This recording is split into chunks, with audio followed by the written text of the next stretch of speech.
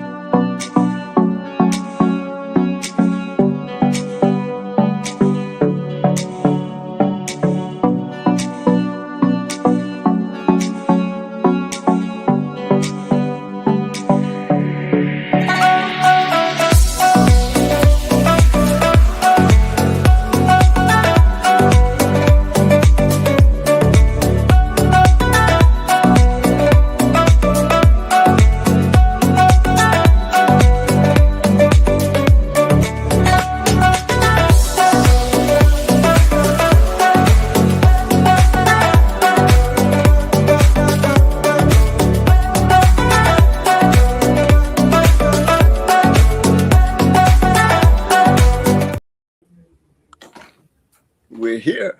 We are here.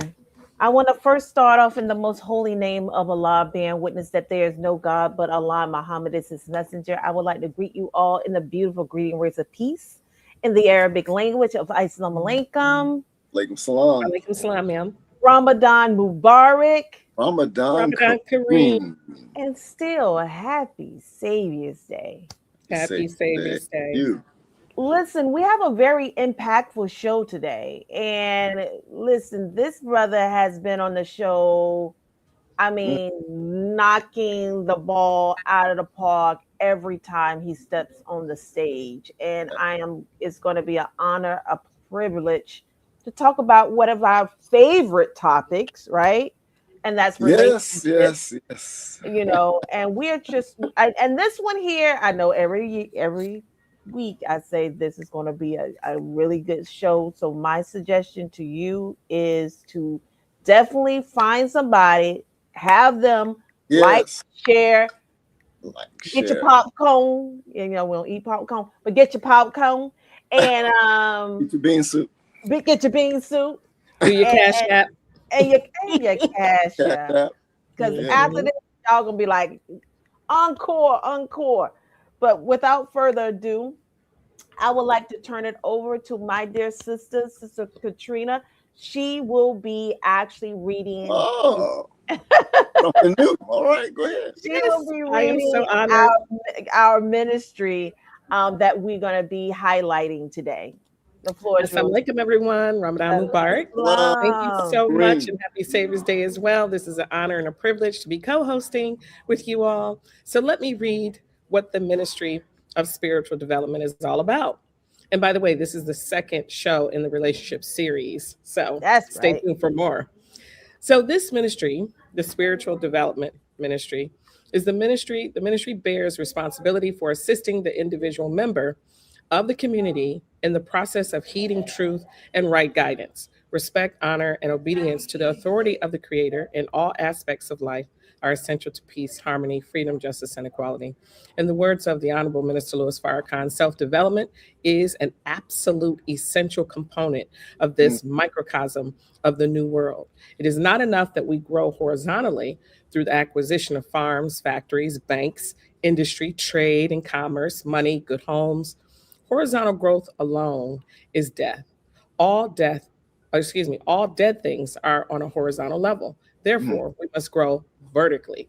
Grow in uprightness, or we will be overcome by our horizontal growth. The foundation of this ministry are study, and training units designed on the guidance of Allah God to produce self-examination, self-analysis, self-correction, and to quicken in each of us the self-accusing spirit. For it is only when we are awakened morally that we have to face the self-accusing spirit that leads to our resurrection. All praises are due to Allah. This is from the letter of introduction of self-improvement, the basis of community development, December 12th, 1986. Thank you. Assalamu alaikum.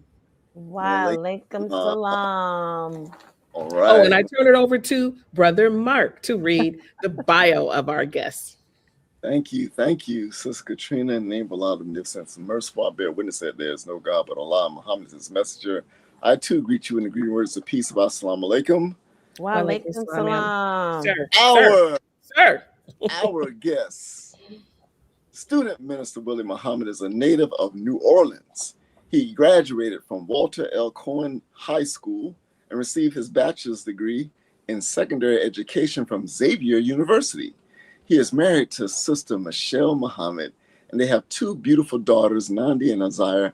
Brother Willie Muhammad has served as student minister of Muhammad Mosque number 46 for nearly 20 years. He is a tireless, innovative champion to the cause of projecting positivity in his community. Brother Willie Muhammad is a gifted playwright. He received the August Wilson Award in his works such as A Forced Family Tradition, A Black Tragedy, and Color Me Dead have been performed. He was also a member of the Black Drama Club while attending Xavier University. He has been honored to be one of the fellows in the Dr. Norman Francis Leadership Program at Xavier University, with each fellow personally approved by Dr. Francis. He is presently teaching history and social studies on the secondary level at a local high school in New Orleans. He founded and hosts the online show I Have a Testimony, which chronicles the lives and wisdom of such individuals as Rock Newman, Dr. Wesley Muhammad, Dougie Fresh, Father Flager, and many others. This successful program has become nationally recognized as a collection of contemporary historical facts rarely known to the broader public. Brother Willie Muhammad has contributed voiceover work for a hip-hop album produced by New Orleans jazz musician Irvin Mayfield titled Supreme Beings. He has developed and spearheaded a conflict resolution program, allowing him to present and conduct training in over 25 cities, in addition to traveling extensively to share conflict resolution strategies. He has also traveled to cities conducting workshops on how to study effectively and workshops focused on marriage and courtship. He remains continually active in New Orleans, building and strengthening relationships to benefit and educate citizens. His outreach program, Friendships in All Walks of Life, including Big Chief Tyrone Caspi of the Mohawk Hunters Mardi Gras Indians. He was recently honored by the Shriners of the Masonic Lodge of New Orleans, the Oriental Lodge, where he became the first ever honorary lecturer. In the aftermath of Hurricane Katrina, Brother Willie Muhammad was instrumental in helping the community survive and overcome the challenges presented by this monumental event. He worked with other art activists who fought to see justice in the case of the law enforcement officers who injured and murdered a family on the Danziger Bridge. Brother Willie Muhammad also served on the advisory board for the first female mayor of New Orleans, Mayor Latanya Cantrell. He is also He is also the creator of Make It Plain, a Nation of Islam themed taboo style educational game. Make It Plain is designed to help participants grow in their understanding of the teachings of the Most Honorable Elijah Muhammad and the work of the Honorable Minister Louis Farrakhan. By using engaging clues and group interaction, the game builds knowledge, encourages dialogue, and fosters unity in a fun and interactive way. In addition to his community work, Mr. Muhammad is an author, and his books can be purchased on Amazon. Brother Willie Muhammad is available for interviews, community development, consultation, and lectures. He enjoys working in the arts with musicians and actors. However, his first love is to the youth. He strongly believes that the success of any future endeavor truly belongs to them. Welcome back to Thursday Night Talks. Our dear brother, Minister Willie Muhammad. Here's our brother. All praises due to Allah. I didn't know you was gonna read that whole thing. Well, listen, you deserve it, brother minister. You send it. Did all that work. Exactly. All praises due to Allah. Praise to Allah. Thank you all. Brother. Welcome, dear brother. Thank So you. guess what I happen to have in my hands right now? Oh. Oh, wow. So I thought we'd yeah, that's a little bit of make it plain. So I thought we would start the show off today to see who can get the most points. And the audience, please type your answer in and get these points because Brother Mark said he getting all the points today, just so y'all know. So let's just do a couple of these as an icebreaker. And then, Brother Student Minister Willie, you can't answer any of these since you're the creator of the game. The game creator. The game creator. I'm sorry. But you can maybe represent well though. Yeah, I think so. Okay, but you can give us inspiration. Okay, so the first one. And if you can explain, Brother Student Minister Willie, before I do this clue, the rules are basically I can't read any of the words on the opposite side. Right. And he also includes a little hourglass. And so technically, the way this works is I'm supposed to turn over the hourglass and they have to figure it out within that amount of time. Right. And then there's supposed to be teams. Yes. Right? Okay, but for the purpose of this, we're all unified. We're on one team. So we'll just see who gets points. I Is that okay? alone don't need anyone. Okay, so I'm going to turn it over, but I think you all are going to get this one real fast. Okay, turn it over. Ready?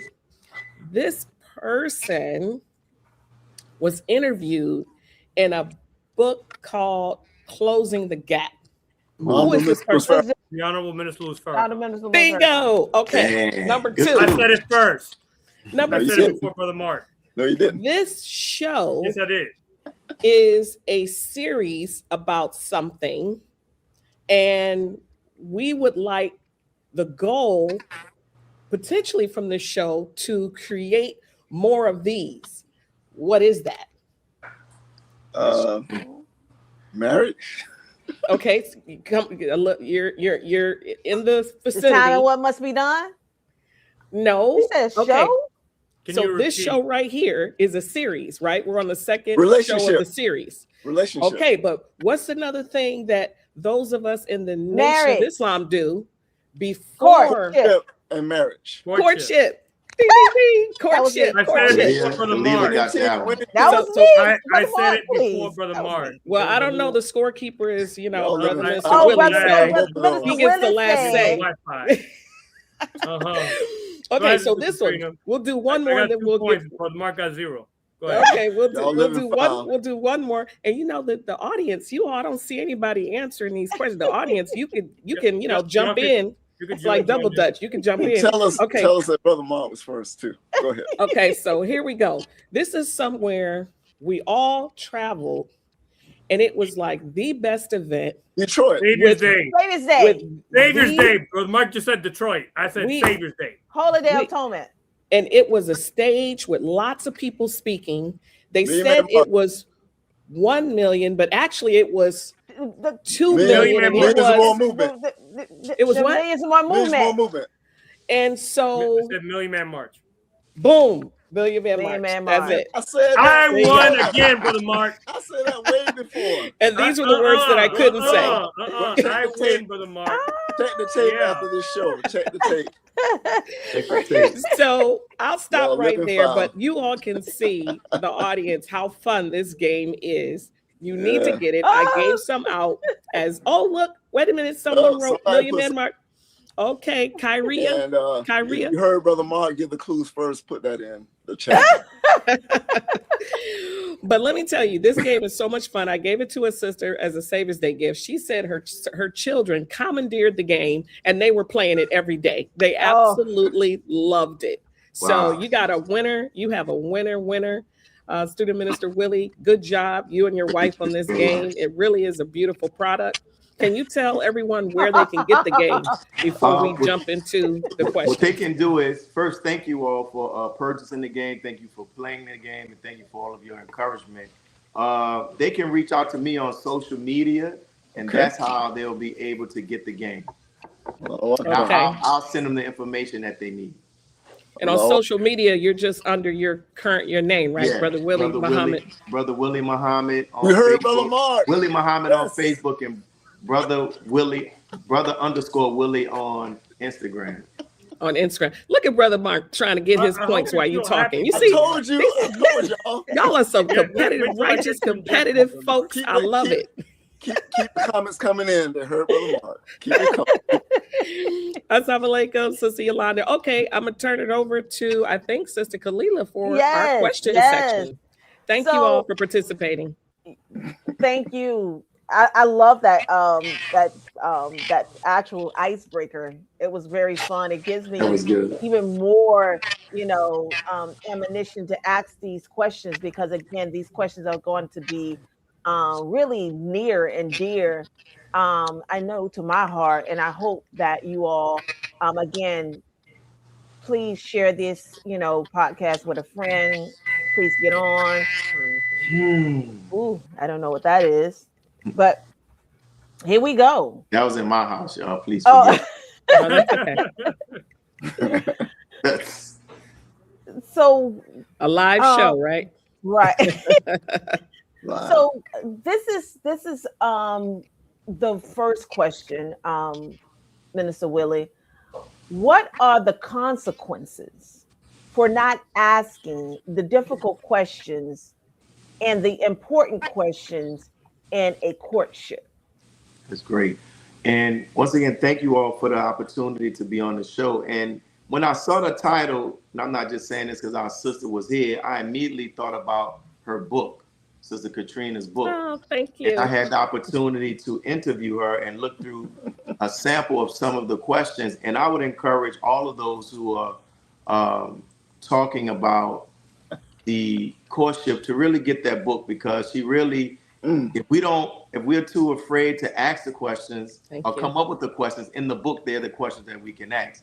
And going to your question is that, the consequence of not asking the questions that need to be asked is that you end up getting something that you didn't bargain for, that you didn't want. Like the Honorable Minister Louis Farrakhan talked about how in the word courtship, there's the word court, right? So imagine if you go to court and your defense attorney is too afraid to ask the questions to cross-examination that can really benefit you. So if that doesn't happen, then there's the opportunity, there's a great possibility you're going to end up going to jail. Same thing as it relates to if you go to a doctor, and this doctor is their job is to try to see what's ailing us, and they don't want to ask the tough questions, right? Mm-hmm. It's not going to work out it's not going to be beneficial for us. Mm-hmm. That's right. Hey, just be to a line. Yes, well sir. Said. I like that question. Straight to the point. Make it plain. Make it plain. Brother Tony, your turn. My turn. Dude, your Mr. turn. Willie, you hinted a bit on this.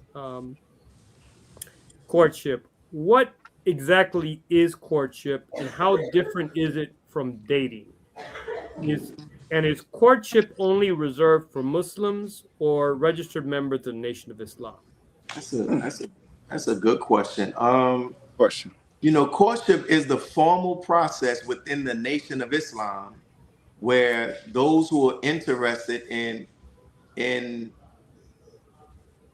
one another, or brother or sister, where this is the process that will allow them to find out about each other for the purpose of saying, is this person a suitable spouse, right? One of the differences and the benefits of courtship outside of dating, if you're on social media, you see many people complain about this. And in fact, I was watching a TV show recently, and one of the things that the woman character was complaining about, that she was in a relationship with this gentleman for 7 years and he had not married her. That's one of the benefits of courtship, is that there's a deadline, there's an end game. It's not just on a marathon. Like, we're not just going to court for 10 years and determine if we want to marry, right? And I think that for some people, that's frightening, you know, because most people come out of a world where you can actually be involved in a relationship with somebody and either intentionally not discuss the end game or the end goal, or just keep, you know, leading them on. Okay, we're gonna date for 5 years, the 6th year I'm gonna engage, I'm gonna propose to you. And then they end up being a fiance for another 5 more years. So courtship is not like that. Each person goes in, and with courtship, people should not go into it if they don't have any plans of getting married. It's really for those who have a desire and an intention to get married. And for those who do not have a desire to get married in truth, then you really shouldn't get involved in a courtship. Wow, that's beautiful. That is beautiful. That is beautiful. Excellent. I love that. Yes. Brother Minister, really quick question for you. May not be too quick, but anyway, the minister stated that what causes divorce is a divide or lack of connection to Allah. What spiritual questions should be asked in a courtship, and why are those questions more important than questions on other topics such as finance, family, friends, etc.? You mentioned my book, and I do have some spiritual questions in there, but I am not a student minister, and nor have I ever done a premarital counseling class with couples who are getting married. But our student ministers in the nation do that all the time. So what spiritual questions have you asked couples, and that you believe couples should discuss amongst themselves to help confirm if they have that connection and they're locked in with Allah, Master Farah Muhammad? I think, and this leads into another point that I wanted to mention about courtship, that we should not go into it assuming. Because sometimes people will see somebody because they go to FOI class, or they go to MGT class, or they attend the mosque meetings, or they have a uniform on, or they're a lieutenant or whatever. Some people kind of assume that they already believe a certain thing. So I would tell people, don't assume anything. Ask them. Don't assume or they believe in Master Farah Muhammad. They don't have any issues with God being our belief that God exists in the physical form. They don't have any issues about how to eat to live or prayer. No, all of those things that we believe in, we need to ask, right? And then in addition to asking, then we need to begin to start looking to see if there's any tangible things that verify their responses. Because, you know, sometimes you begin to start having people where they're in the marriage, and sometimes the marriage begins to dissolve. Sometimes some of those marriages dissolve because one person may have just fallen out of faith. And they may not say that, and they may bring up all of these other different things. This is this, this is this. But then you don't see them anymore. So like, okay, you went through a divorce, so why you stop coming out? Right. So it had to also deal with something that deals with faith as well. So I would encourage that don't assume anything. Don't assume. Ask the questions. Thank you. That was excellent. Thank you. Excellent. Well, Brother Minister. Brother Mark. Man, look, I'm going to go straight to the point here with this question here. You know, what should a brother know about a sister before requesting her for courtship? You know, that's I think when ultimately it's going to come down to everybody's personal decision. Yes, sir. But like, I've talked to some people, and some of the stuff that they felt that they needed to know before they put in a request for a sister, to me, it was more the stuff that they wanted to know was information that you find out in a courtship. You know, like some people may say, well, I need to know how many previous relationships you was in. Like why was some sister or brother who you're not in the courtship would just tell you that, right? And I think that, like, sometimes a personal belief that I have, I think sometimes that we make it a little bit more difficult than it is. Like, you for the most part, you know when you're interested in somebody. Right. Like, think about prior to Islam. How much did people really need to know before they approached this brother or this sister? Exactly. They didn't ask nearly none of those questions that they be wanting to ask a brother or a sister before they get into a courtship. That's right. Now you should know there's some basic stuff. Is she active? Is he active? Get a general idea of their commitment level, right? And this is one of the benefits of taking advantage of those socials that we have. Like when you get together, go into those social settings, and also like I say this as it relates to social media. You know, we're often told that be careful what you put on social media because the enemy can form a profile of you, right? Right. Yeah. If the enemy can form a personality profile of one of us, then how can we get some sense of a person's personality from looking at their social media behavior? Like if I ask you this question right now, can you think of a believer who's always on social media arguing with somebody? Well, can you think of a believer that's on social media every time you see them, they're always posting a nation, a nation, a nation? No. But you see how people come to mind? Yeah. Because you already get a sense of somebody on social media. So, you know, there are some things that you just have a general sense. If you have an interest with this person and you would like to learn more to see if they may have the qualities that will make them a potential mate. Right. Excellent. Can I ask a question just in relation to what you just said, Brother Mark? Is it student Minister Willie, would you say that it's perfectly okay to respond to a question by a courtmate or someone that you're that is interested in finding out more about you in the courtship process? Is it okay to say, I'm not ready to talk about that yet? I mean, it's okay to say it, but you know, then the question have to be in regards to people may begin to start seeing it as a red flag. Why? Because the process the courtship process is for questioning. Now, it shouldn't go from the courtship was just began on Sunday, and then when you leave the mosque on Sunday night, they're already asking questions about past relationships. You see what I'm saying? Like you some wisdom, or some send me a copy of your W-2s. Like exactly. What? Like as they give each other the greetings. Assalamu alaikum. Send me your credit report. Like, dang, you just got my number. Yeah, it hasn't even been 24 hours. So I think it should take some time,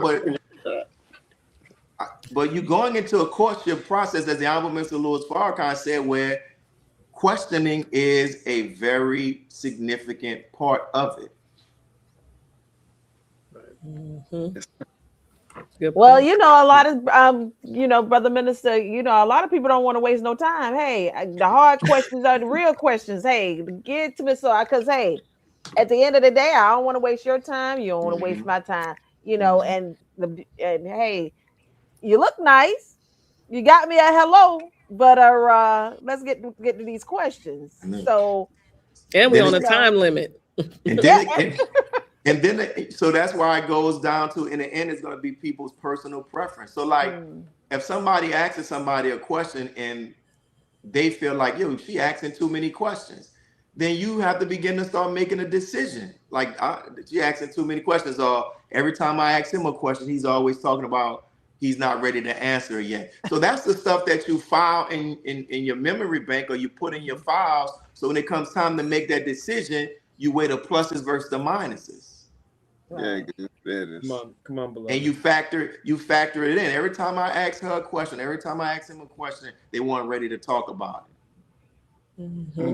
So you got to factor that in. And sometimes those are the red flags that people often ignore. Yes, sir. Exactly. Praises Brother be to Tony, did Allah. you want to go next? I could go. Were you done, Sister Kalila, with yours? No, No, no, no, Sorry. no, that's why I was no. My bad. waiting.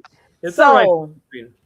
So this is one of those topics that a lot of people Oh. sweep under the rug, Oh, and it's me. Hey, I'm you the just one. I'm the one. Why is it important to disclose if you were ever raped, molested, or intimate with the same sex partner? Because those are the type of experiences that come back and impact the quality of the marriage. That's right. You know, I've seen documentaries and stuff online where women were who experienced sexual assault, and the person that sexually assaulted them may have touched their hair in a certain way. And then when they're married and their spouse touches their hair in that way, and it re-triggers that. Oh, wow. Right? So those are the type of things that you need to know, both male and not all, like we talk about sisters going through that, but there are brothers that have experienced that as well. That's right. And it affects them. Sometimes brothers who've experienced that, it makes them try to be overly masculine, overly macho. Right. And it comes from that, right? So that's important. It's kind of like not trying to minimize anybody, but it's equivalent to when you get ready to buy a car or a home. The seller who is selling it to you is obligated by law to let you know about some of its past history. If it's a car, they want to know what was some of his, what was his accidents, right? And the Carfax. The Carfax. Even when you buy a house, they want to know, is there a history of lead? Has there been any renovations did it previously catch on fire? They want to, you gotta answer all of that. All that stuff has to be actually asked. And it is very important because those things can come back and impact a marriage, and those things already have an impact on our personalities and how we act, right? So sometimes people are worried about disclosing that stuff. But a good friend of mine told me, he said that the right person for you will be able to carry your baggage. So sometimes people are like, I don't want to disclose this. I don't want to disclose this. Well, you may disclose it to somebody and they may have the capability or the capacity to be supportive. Right. That's right. And if let's say that they're not, put that in the file. When it comes to decision day, you weigh it on the balance. Weigh it on the balance. Good teaching. Good teaching. Praises be to Allah. This is a big one, and I see more and more of this, but I'm going to ask the question. When courting someone who is divorced or has children from a previous marriage or relationship, why is it important to communicate with their ex-wife or ex-husband, the father or mother of the children? Why do many of us experience difficulty reaching out to them? You know, there are some people who enter into courtship that are not interested in talking to the exes. And there's some who are, right? Right. And sometimes for most relationships that end up ending, for most marriages, oftentimes it doesn't end in a harmonious, it doesn't end in a peaceful way. There's still tension there, there's still bitterness there. So some people may be concerned about what this person may say. Right. And it may be true, it may be false. So, so that sometimes that's the issue. But there are some people who feel like they know enough about people that they say, I don't need to talk to the ex. I believe you. And that was in the past, right? But it comes down to, it's a personal decision. Wow. Yes. Reality. That's right. Yeah, and filtering out the riffraff. Like you say, a lot of times they are very upset. They are very angry. The relationship did not end well, and they probably say you would never, ever, marry anybody, not if I have something to do with it. Right. Exactly. Here's the thing. They're very bitter. And here's the thing. How many of us possess the skill to be able to distinguish bitterness from the truth? Right. Yeah. Because we may end up talking to the ex, and we might begin to start looking at our court mate through the ex's lens, and we don't even factor in their pain, their disappointment. They're mad that now, imagine you talking to an ex who's been single since the divorce, and now this person is about to get into a courtship, potentially married. So how many of us understand that skill to be able to separate fact from emotion? Exactly. Good point. That's right. Or like when the minister said, when divorce happens, it's a car crash. And normally it's not just one person's fault. It was probably somebody on both sides did something and neglected each other in some way, right? Everybody. Will that ex be willing to fess up if they do talk to the new person and take accountability for their side, right? For things where they fell short of the goal, as opposed to just, well, that person, this person, and it's them, never taking a look in the mirror and being honest with this new person and say, look, we had our challenges in the marriage, and I can tell you a bunch of things about this person where they may have let me down, but the reality is we're both responsible for that failure. And I hold some of that failure too. And I'm on my prayer mat to ask Allah to help me improve myself for the next person, or if you've already remarried, for the new person I'm married to. So the reality is that person, that woman or that man, that was them back then. We got to come to the present time. And now they put on the new man and the new woman. And so whatever it is I can share with you, that's of yesteryear, right? That's old news. This is a new person who you are potentially courting and looking to marry. So, it's just really giving two sides to the story. And are we humble enough to own that, and take accountability for that, as opposed to putting it on our ex? Because it's never just one person's fault. That's what the minister said. You can take it and leave it alone. Don't get mad at me. That's a fact. Because in anything, any relationship, whatever it is, there are things that we did to contribute to the end of the marriage, but there are also things that we did not do that contributed to it. Right. And see, the other stuff is always, well, he ain't do this, he ain't do that. She ain't. Okay, but what didn't you do? Right. You didn't stand up and exert yourself and you didn't set any boundaries, and you mad because this person went past a boundary you never even set. Or there were some misunderstandings, and instead of sitting and talking about it, because I found out of a couple, someone I know, in the process of divorcing, one person bailed on counseling, like they refused to go to counseling. So if there is a misunderstanding and an ARC gap, right, in terms of affinity, reality, communication, and you don't even want to sit down and communicate, you don't even want to give the person an opportunity to atone, and you just like, I'm out. Well, then how can you save a marriage when it's only one person fighting for the marriage, right? After a mistake has happened, because mistakes are going to happen, right? So if the person's not trying to atone and not trying to, do counseling, how do you save that?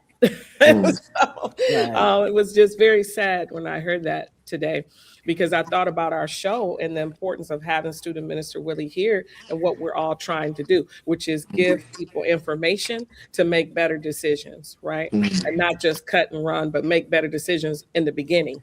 With that said, Brother Student Minister Willie, you are a prolific author, right? You have a lot of books. I think Brother Mark held up some of the books before. There's some of them right there.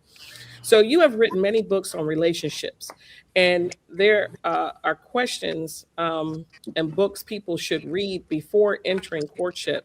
And once they enter courtship, which books should they read with their courtmate and why. I really appreciate you giving my book, Relationship Talks, a shout out. But we have so many talented people in our nation, so many authors in our nation like yourself and others who've written about this subject matter of relationships. The minister said he wanted to see a whole library full of books written by the believers. And all praises due to Allah. He should be really proud with you because you putting that work in. But can you tell us, most people I know who are prolific writers, they're prolific readers too. Can you share with us books that people should read in the nation, as well as any books outside of the nation that can help them prepare for courtship, or if they're already in a courtship, have an even better courtship experience? Of course, I'll start off with any and everything from the Most Honorable Elijah Muhammad and the Honorable Minister Louis Farrakhan, that's especially that's dealing with marriage and relationships, right?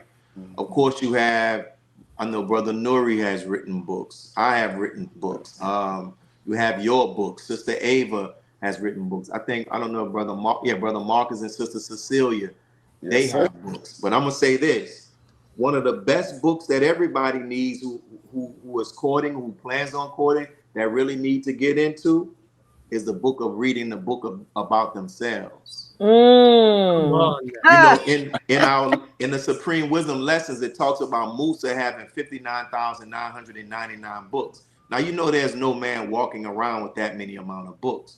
And we know that that number is symbolic of the number of people that Yaqub brought on the island with him. Teach. So I wonder if the Savior is letting us know that we as human beings are books.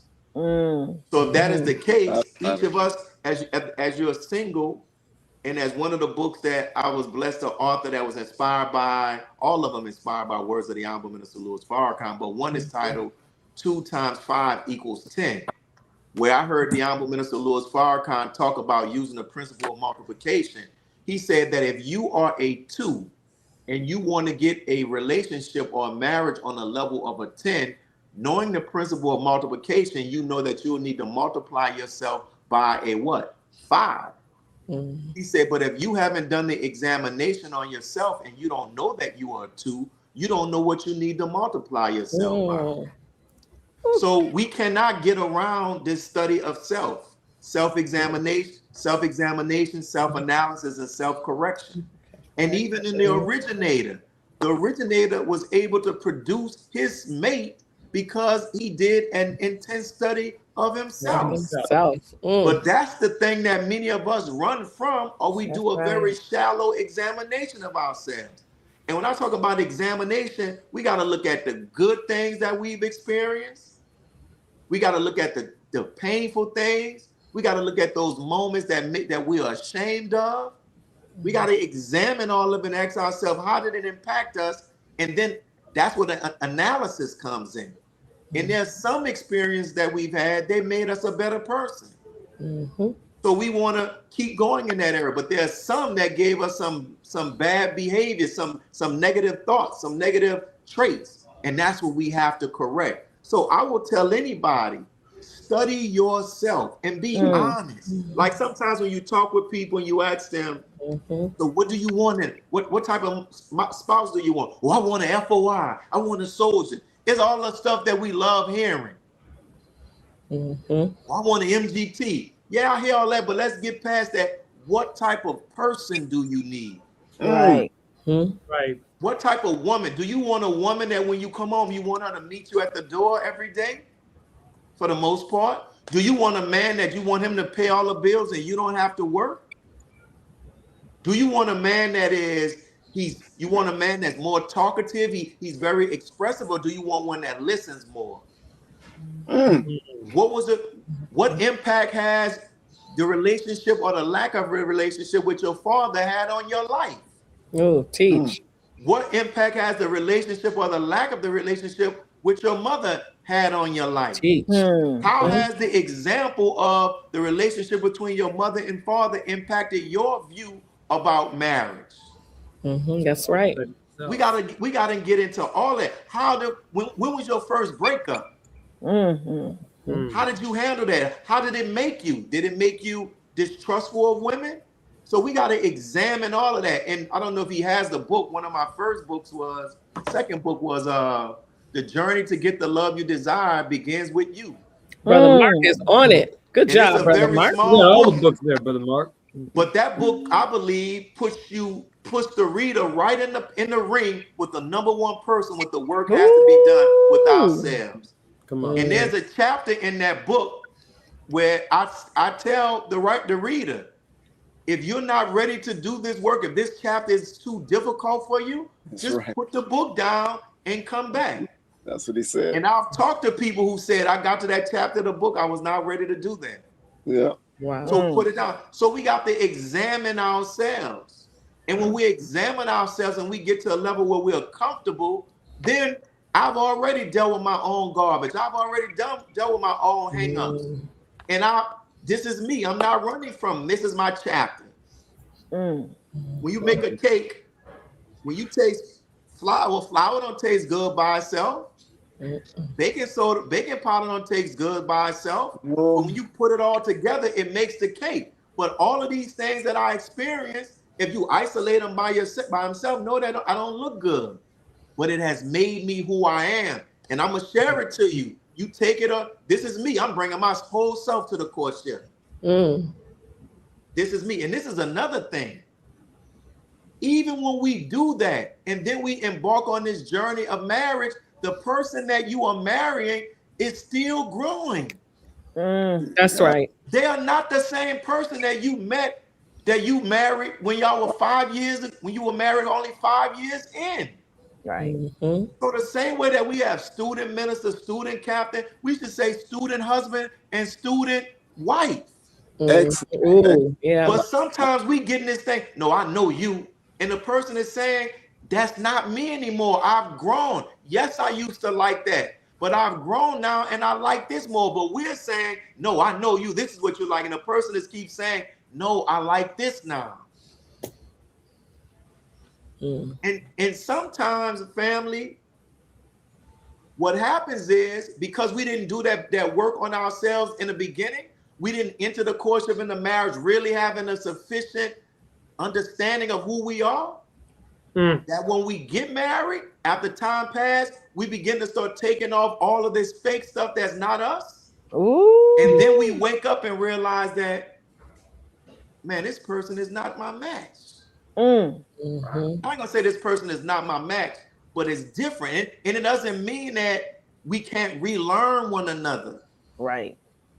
So that's why we have to stay open and say, don't get into the point like I know him. No, I'm learning him as he's learning me. But are we willing to be students? And allow the person to grow. Have the patience with them to grow. And look. That's my a beautiful brother gave me this verse. I want to read this. Yes, sir. This is another thing.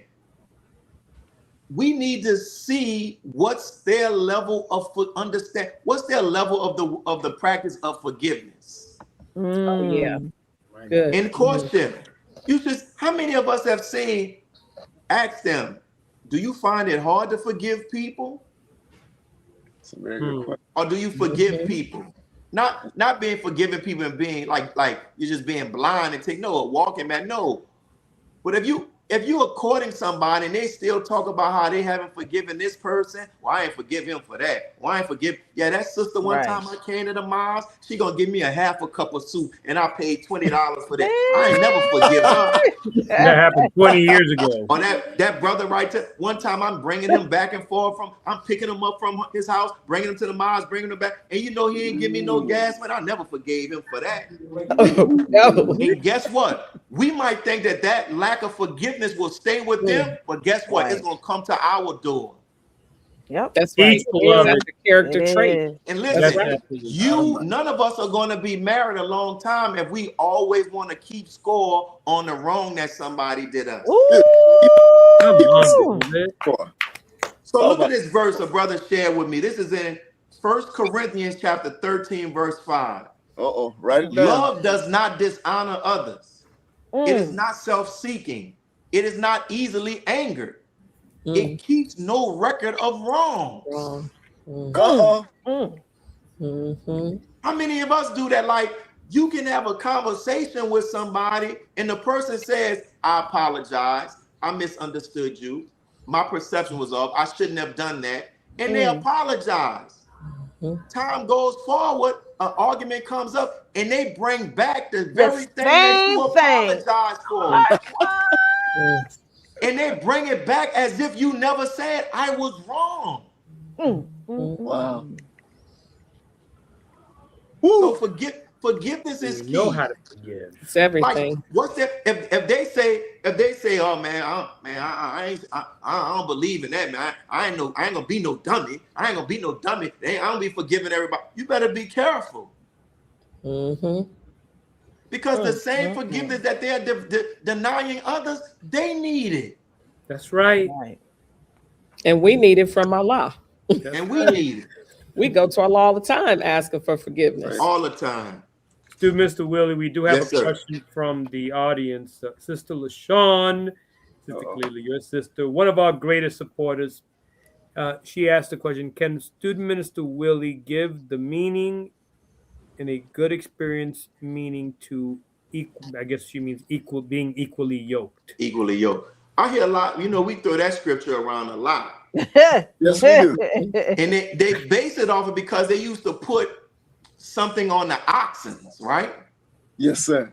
And they put this big old wooden thing on the oxen and they'll be together. But one of the things was it was done in such a way so when one oxen, I think, began to start not being able to carry its full load, the other one carried it a little bit, right? Yes, sir. Yes, sir. That's right. We cannot get into these discussions about being equally yoked if we have done a half assessment of ourselves. Come on, beloved.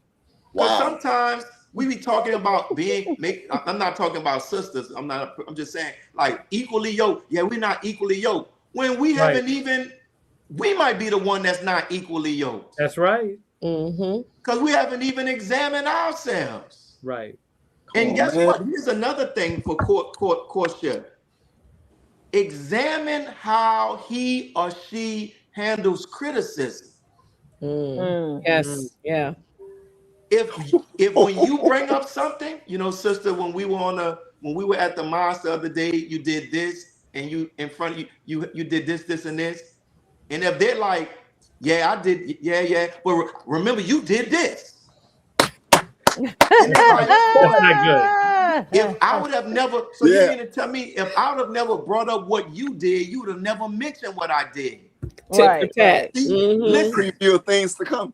yes, the challenges, the things that end up destroying marriages, family, they've always been present. I heard the Honorable Mr. Louis Farrakhan say with the human body, he said disease is always present, but the immune system is so strong it keeps the disease in check. So those things that we find cute, he's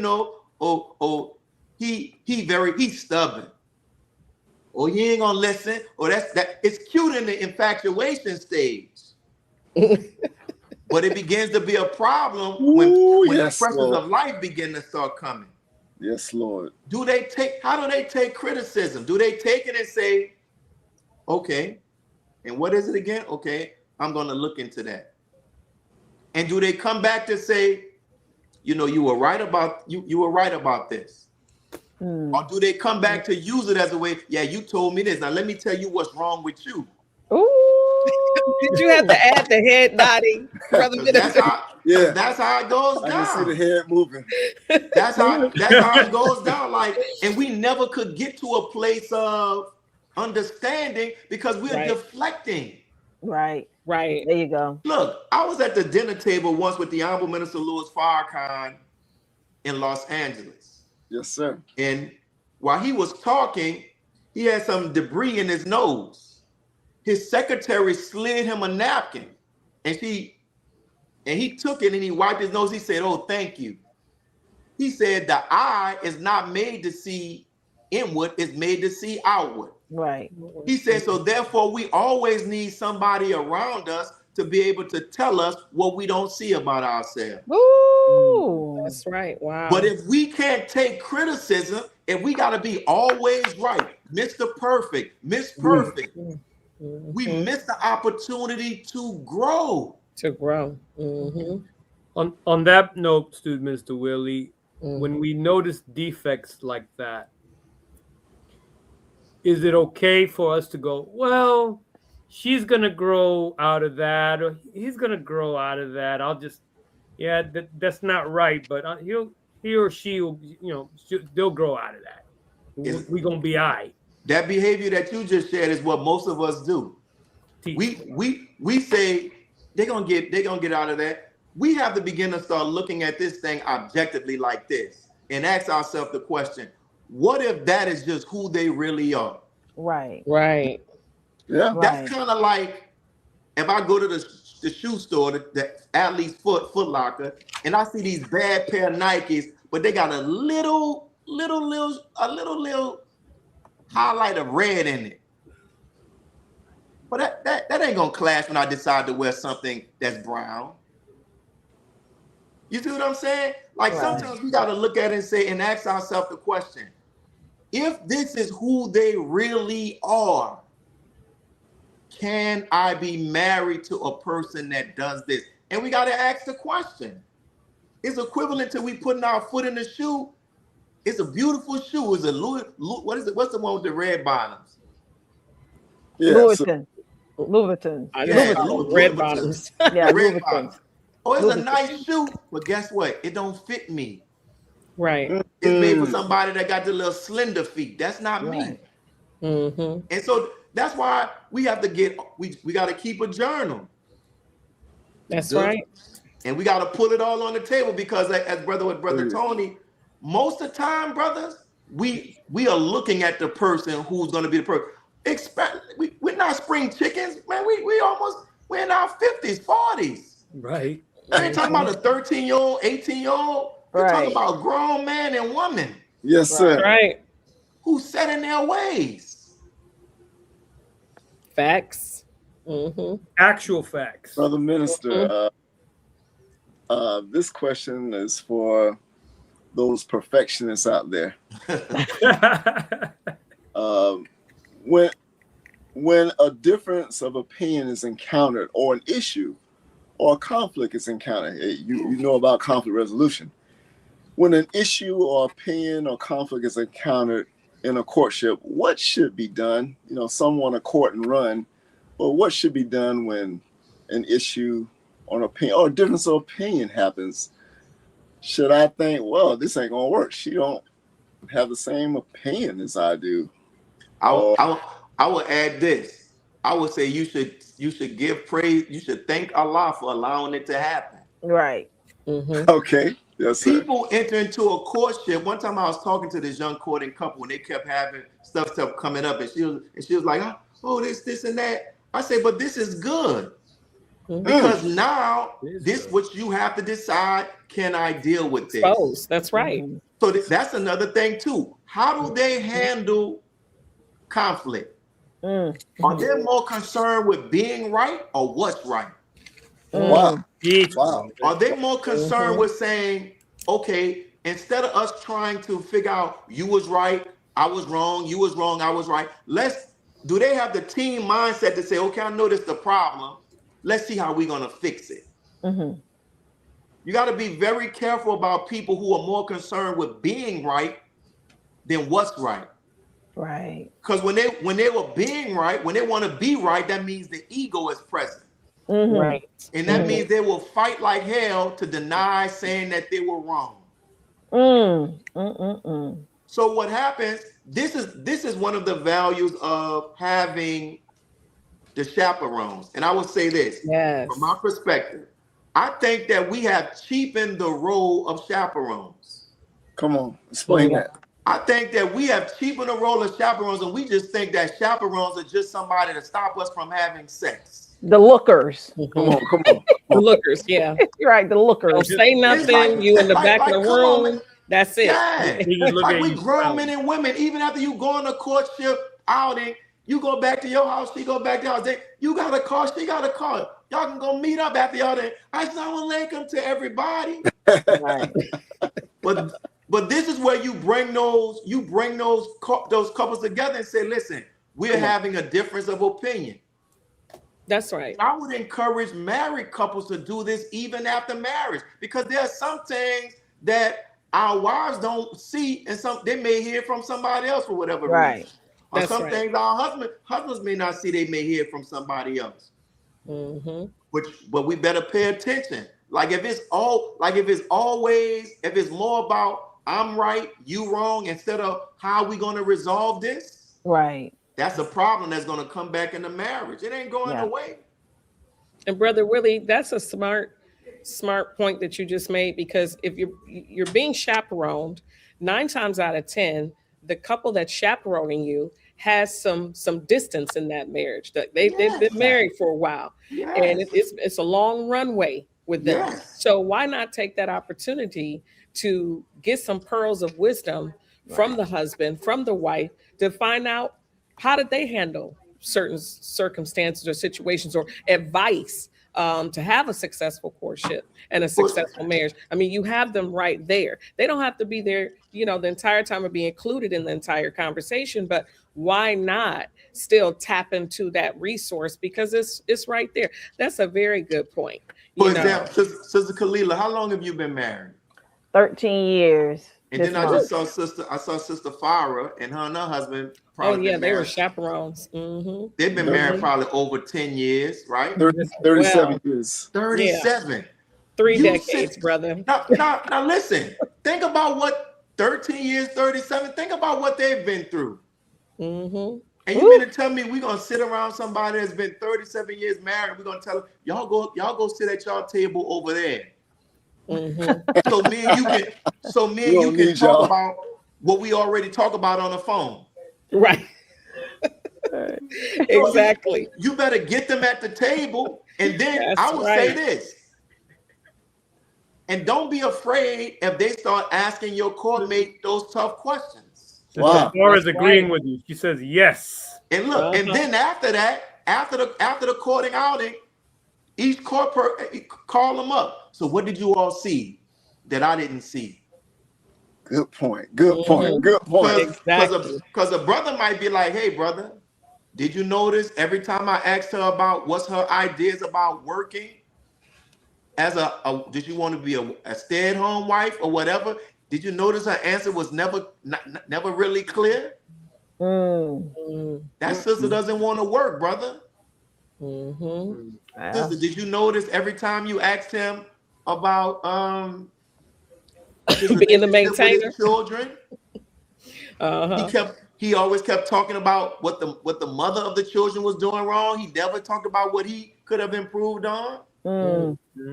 See, that's the stuff that this is I'm learning.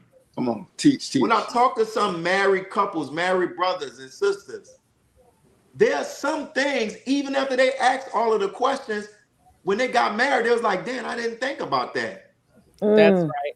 So what that means that allow them to experience that. So for some generations after them to know, make sure you look for this. That's right. That's right.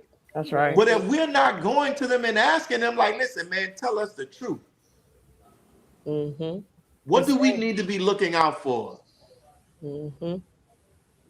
Excellent. Excellent. I mean, my book has 2,000 questions, right? But the reality is you can never exhaust the amount of questions, and you're going to, even if you asked every single question in my book, other books, all the books that Brother Student Minister Willie just talked about, you're still going to discover things that wasn't in the book or situations that you didn't think would happen. And yet here you are. Now you're married and here you are, right? So that's a good point. Before I ask you this question, I want to give a shout out to Muhammad Mas number 46, New Orleans. They're in the building. They've been commenting in the chat. Sister Tamika, Sister Angelica, Sister Yolanda, Sister Kyra, Tamika, Sister Rose, yes, Sister Angela, Sister LaShawn, Sister Farah, Brother Chad, and Sister Amina. I just wanted to thank those listeners for tuning in. Shout out. There was I didn't add this about books. Some other books outside of the nation. 5 Love Languages. Oh yeah, that's a good one. Men are from Mars, women are from Venus. Yes. There's another book put out by Fascinating this Womanhood. Jewish couple where they talk about how they have done marriage labs, where they say that they have looked over like 5,000 couples, and they say that within 15 minutes of observing how a couple handles, as what Brother Mark talked about, conflict, they can determine to an 89% rate the success of that marriage. Which book was that? I gotta find it. I'll send it to you. But if you just type in marriage lab, is a Jewish couple, and they just say 15 minutes, 89% success rate. So I'll find out. I don't want to get up and leave. But shout out to Muhammad Mas number 4, Washington, D.C., Sister Jandel. Shout out to all of them. Okay, so my question is, Brother Minister, today there are more and more blended families. Ooh. With that in mind, what information or questions and activities should couples do that have blended families? Why are these things important to do? And the reason why I asked that question is because there's a video floating around of, I believe, a blended family, but it's of a man who seems to be trying to discipline a small child, and the mother is blocking him from doing that, and the child is belligerent and cursing at this man and just acting a fool.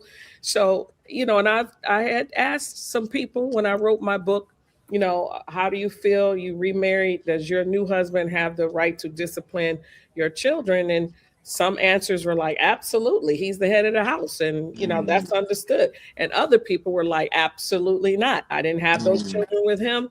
The biological father is not cool with that. I'm not cool with that. So all I can do is verbally talk to my child, and even then make it minimal, because at the end of the day, that's not your child. It's my child. So, and then people had all kind of emotions about that, because some people talked about it ahead of time and some people didn't talk about it. So what say you with regards to blended families and what people definitely need to talk about that are coming to the new marriage with children that they had conceived from previous relationships and marriages? I would say, one, I would encourage you all to get some people on the show who from that experience who have blended families. I know some I can recommend. And two, it goes back to having a discussion. See, a brother or sister should enter into the courtship already having, what's your position on blended families? Right. Do you even want a sister that already has children? Do you want a brother that already has children? And if you do, what's your view about discipline? How do you feel about they're living in your house? Then what degree of power authority do you feel you should be able to exercise? These are the questions that we need to have, but the discussions that we need to have. But oftentimes, these are the things that we are not asking. We're just assuming. Then as the thing is, what's the team plan? What's our plan on this? As a married couple, what's our agreed upon plan as it relates to how we're going to deal with our blended family?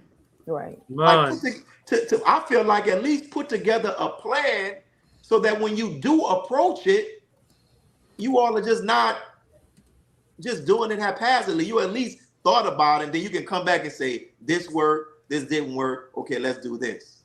Right. Excellent. You know what I'm saying? Thank you. Praises be to Allah.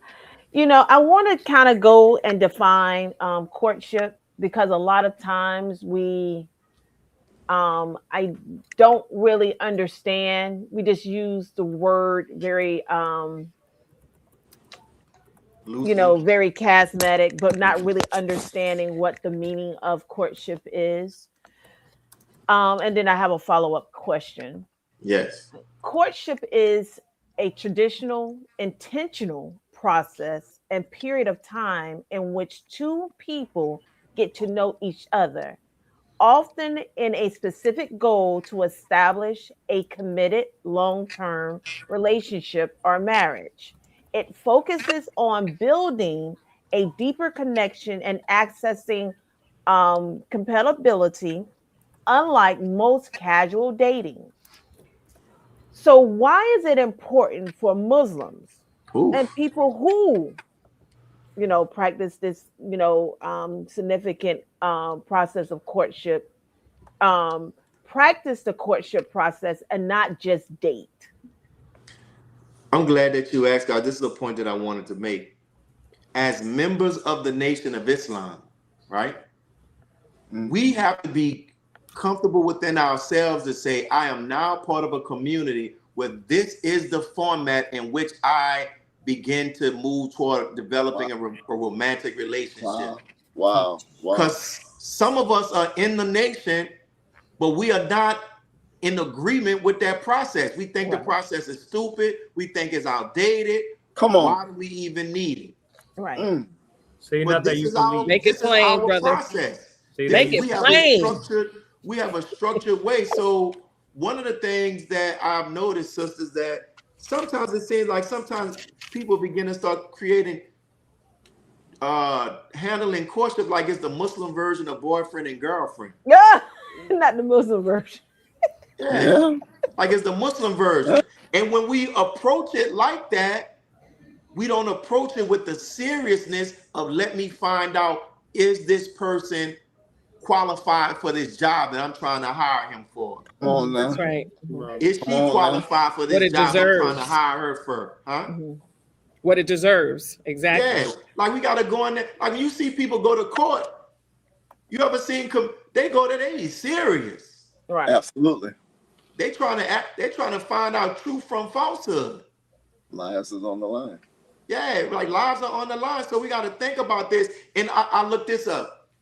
If courtship is like the blueprint to, like, it's equivalent to the blueprint that engineers use when they're building the house. I love it. It's the blueprint. You feel what I'm saying? Okay, we're going to follow this blueprint to get everything together. This is going to help us lay the structure out, the materials, the layout, the safety. This is the blueprint that's going to guide us. And listen, this is a news flash. Even if you're not sexually involved, emotion is still a challenge in courtship. Wow. Boom. Because people be like, well, we ain't having sex. Or the emotion is still there. It's still there. And you're talking. Yeah. Are we practicing honesty? Emotions. Did I answer this question, Sister Kalila? No, you answered it perfectly. You answered it perfectly because you brought up a very valid point, because a lot of times you can fall in love with just a conversation or conversations. That's a part of intimacy. Ooh. And listen, brother Tony asked this earlier. There are other communities in America that have courtship. It's not exactly like ours, but you find like the various community, the Amish, and some of these other religions. You pretty much in religious communities. But also, what they're finding out is that when you have a structured process and it's not dating, with dating, it tends to be based upon first a romanticism in the beginning, right?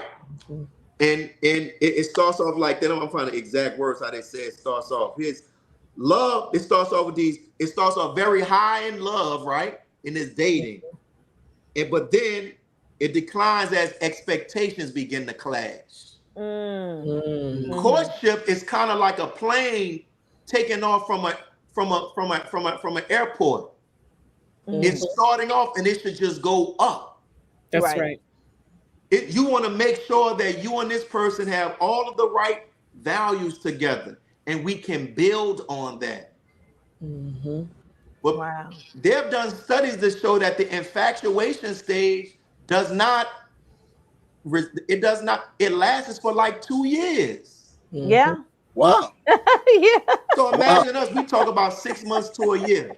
We getting married in the infatuation stage. That's right. In the look at his bow tie. That's not love. That's love each So other. we better go in there very serious. Look at his bow tie. Yeah, like, oh girl, he's a top Keep the bow tie on, driller. brothers. What is this? What's his views? Does he work? Does he have a plan? Does he have a plan? Do you have a plan? And then how do I fit into that plan? Do you have a bank account? And here's another thing as relates with brothers as well. What's her understanding of being a helpmeet? Exactly. And is she comfortable with it? Think about it. You have how many units? 7 units the sisters have? That's right. Don't assume that she like all of them. That's right. Listen, I can listen. She might be the cook. Take care of her husband. You might like bread, and she don't like to make bread. Yeah, she might just I just want to act I want to learn how to act at abroad. She want to travel. Right, not at home. Right, not at home. Don't assume. You need to find out. Making all that bean soup is hard work. You go. Yeah, like you need to, like you got to have these discussions. You know, it was so beautiful that you mentioned that, Brother Minister. Go to the FOI class. Go over there. Go on that side. I was in courtship with my husband, and he asked me, you know, do you know how to cook? I said, yes, I know how to cook very well. I said, but I think you're asking the wrong question. And he said, what was that? He said, do I like to cook? I said, I don't like cooking. See? I know how to. See? I know how to cook very well. But do I like to? See? No. See, that's my point. And listen, and we got to find, because guess what? There are some brothers who are good cooks. That's right. Yes. Yeah. You got to find out. You have to find out what works for you. Like, for example, there are some brothers that are good at making money, but there are some sisters that are good at managing the money. There you go. Right. Perfect. No, I'm going to manage it all because I'm the man. I'm the man. Yeah, but you're not good at it. You're not good at it. Right. She is. You understand what I'm saying? So it's like, we got to act. And then praise be to Allah. What's the brother's understanding of a help me? Because you might get the help me to hold you down for even in your laziness. Right. Teach. We had to have these understandings of this. Like, make sure, let's get to our understanding of this stuff. We need help. And the other thing, listen, I know that we can't get, at some point in the courtship, you're going to have to talk about sexual expectations. Amen.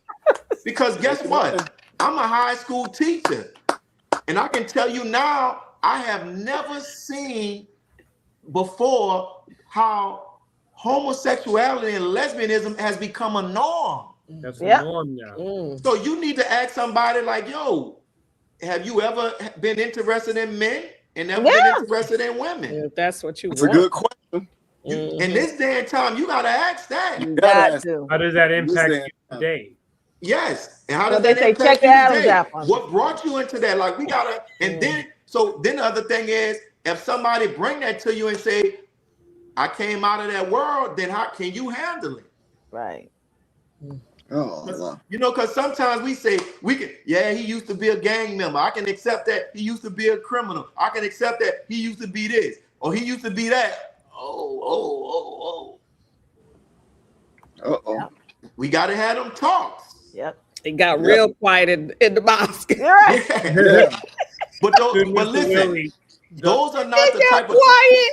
like brother Tony. Those are not the type of talks that we should be talking about in first 2 days of the courtship. Right. You're asking people about their sexual preferences, Right. their sexual likes.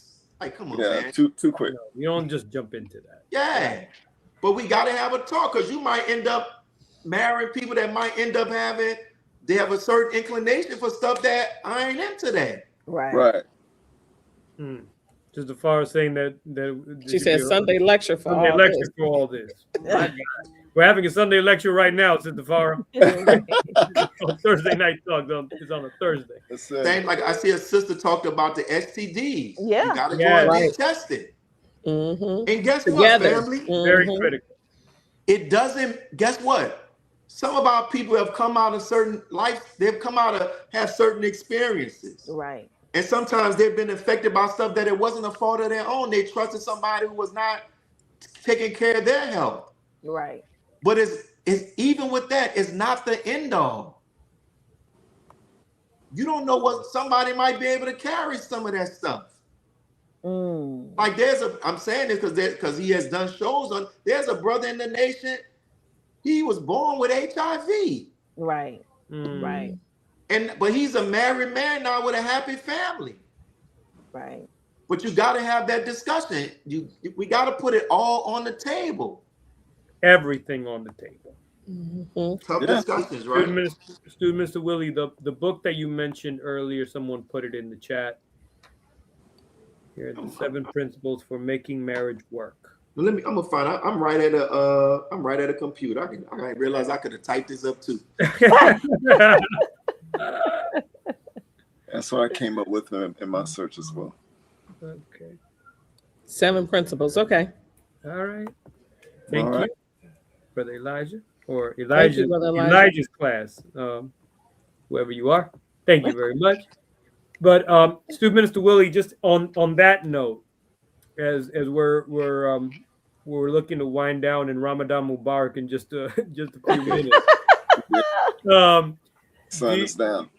Do you believe, talking about the idea of marriage and you talked about infatuation. Do you believe in many instances we're scared to ask hard questions because we're more in love with the idea of getting married, not thinking of the difficulties and challenges attached with actually merging with another person and their realities, their interests, and really combining our own realities? I think that plays a part as well, because it's like I mentioned earlier, there is an emotional aspect of it. Well, in the beginning stages of it, we got to really think about, we use the analogy about the airplane. After you get to a certain height up in the sky, what do they tell you? Now you can take your seatbelts off. Right. But in the beginning, we got to try to go in with a sober mind. And that is the name of the book, the seven principles of making marriage work. We got to go in with a sober mind and make sure that the foundation is there. Some people are doing it like, some people have it in stage. Okay, I got a job, I got a house. Now it's time for me to get married. Not necessarily. We got to really say, am I really ready to be committed with another person? And this is the other thing too. Marriage entails work.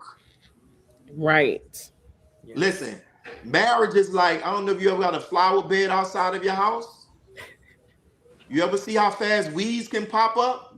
I bear witness to that. And if you every day go out there and say, I'm gonna try to pull the weeds, you'll find that's what a marriage is. You're looking for those weeds. No. It's constantly, listen, you're gonna always have something to work on, fellas. As soon as you solve one problem, you think you got that, she coming with another one. Word is bond. Word is bond. Praise be to Allah. They're gonna make sure we always have something to work on. Yeah. That's right. Good job, Sister Michelle. Good job, sister. And it's the same thing with brothers as well. Brothers gonna always have expectations. That's right. But we have to have these discussions and say, yo, this is what I need. This is what I want. Brother Minister, we're in the holy month of Ramadan and we're in the Holy Quran. Just out of curiosity, does the Quran has anything to say about courtship or on the subject of courtship? That's a good question, but I had never thought about that until brother mentioned that to me. The Quran doesn't mention courtship per se. Okay. But if you study the male and female interactions of figures mentioned in the Holy Quran and what Allah says about marriage and male and female interaction, you can find the principles there. Yes, sir. For example, look at Surah 19 with Mary. Yes, the man came to Mary and say, Allah said, this man said, look, I've come to you. Like, I've come to you and I got God's spirit in me. Mary was like, yeah, I hear all that, but I'm still going to examine. Right, exactly. That's courtship. I'm still going to check. And some people may say, well, some people will hear that and say, well, courtship not in the Quran. Why are we even following? There's a lot of stuff that's not in the Quran that we're following. We're talking about Ramadan. The Quran doesn't say we need to read a portion of the Holy Quran every day during Ramadan. But we do it. Right. Because that's a part of the practice. That's a part of the Sunnah. Is that right? Yes, sir. That's right. Where in the Quran does it talk about the actual words where do we find the actual words of the Adhan when we call it Adhan out in the morning? That's not in the Quran. Wow. If you go to an Islamic country, they're calling it out. Is that right? That's right. That's You right. feel them? So people will say stuff like that because some people had it. Well, man, ain't the Quran. Why Farrakhan got Elijah Muhammad Farrakhan got us following that? There's a lot of stuff that's not in the Quran, but we follow it. But the principles are there. Yes, and for sir. the Nation of Islam, this is our structured way. It's not the structured way of the world. They may not be doing this in the church, but I've accepted this way of life, and this is what I've been told. This is the way we're going to do it. May I add, Student Minister Willie, because in the second Surah Al-Baqarah, in the 128th verse, Abraham is asking from Allah to show our acts of devotion. And so this time that we're living in, things have to be qualitatively different. Master Fard Muhammad, Allah in person, set this standard for us, our success. That's it, our way of devotion. And since we talked about questions, I want to make this point. We can't ask other people questions that we ain't even ask ourselves. Ooh. That's right. Come on. That's right. Ask yourself. Like Sister Katrina, they get your book. Well, I can't wait to ask them this. But have you answered them? Right. And that would be a wonderful assignment in regards to when you said the book of self.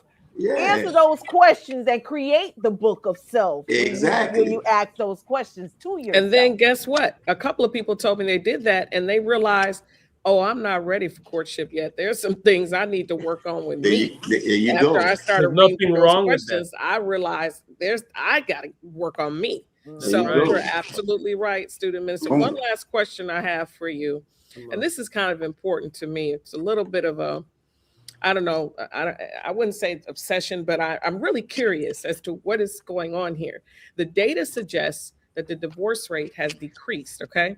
But there are less people, it's decreased because there are less people actually getting married. So how can we change this unfortunate reality where people are literally scared to get married again or get married for the first time? Why is it important to change? I think that is this Satan has flipped this thing. At a time where the people who the institution of marriage is meant for are running away from marriage, but then there's a fight by people of the same sex who's trying to get married. Right. Think about that. Satan has flipped this thing. So as you begin to start seeing more and more people get away from God, you're starting to see more and more people start saying we don't need marriage. But the data is showing that people who what's the word they use? Cohabitate. That there's a high percentage that the marriage is not going to last. People that have premarital sex is showing that there's a high chance that the marriage is not going to last. Allah is the best known. He's going to sit back and say, I'm going to let y'all keep doing this until you realize my way is right. So in regards to that, I think that's what we're seeing. If you're talking to young people now, and you look at most of the stuff that you see on social media, people are speaking negative about marriage. It's always about the difficulty. So imagine coming up in this generation, you're like, man, I don't want that. But in like religious communities, even Yaqub saw the benefit of marriage. That's right. Teach. They had to get married on the island. Why Yaqub and just said, man, y'all fornicate? They were getting married. That's right. On the island. They had to see if they were fit for marriage. Yeah, and they produced fit, and look at that. They had to go through a process of examination for to see if they were fit, right? And they produced a group of people that's running the world. But it was the bedrock of it. They came from families. Right. So in the Nation of Islam, where you find in religious communities, you still see that there's a desire for marriage. Outside of the religious communities, it's about dating. Just dating. Right. And sometimes I talk with some young people, and it's just like, I'm like, yo, so what's y'all status? Oh, we know they call it here in New Orleans, they call it josing. They just kicking it. I'm like, so you as boyfriend, you as girlfriend? No, we just kicking it. And I say that's dangerous. Because that's equivalent to you getting in a car with somebody, you don't know where you going. Exactly. Wow.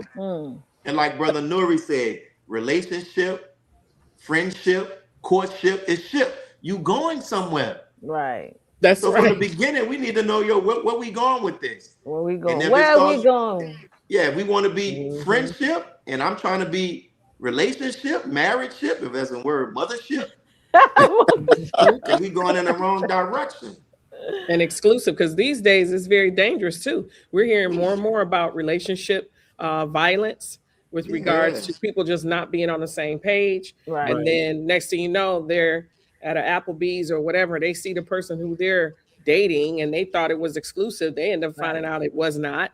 And then next thing you know, you have this violence happening, which is a lose-lose for everyone. Because if Right. someone, if it ends up being a fatality, okay, now you have a dead brother or sister. You have the person who lost their mind and their emotions, right? They didn't maintain themselves into the thinking of a God. They're going to prison.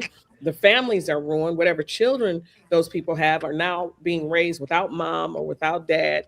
I mean, Right. it's just bad all the way around because there was never a conversation and an understanding put in place of what are we doing here, right? And where Yeah. are we going? Right. So And thank you you. know, For I got. I'm gonna say this too, sisters. If they got brothers that you interested in, go to a married couple and ask them to arrange something when you have opportunity to sit down and talk to this brother in the setting. Right. Brother Mark can't read nobody's minds. I sure can. Don't Brother start, Tony, Brother Mark. They Brother be Tony, can after you Brother read Mark. somebody's mind?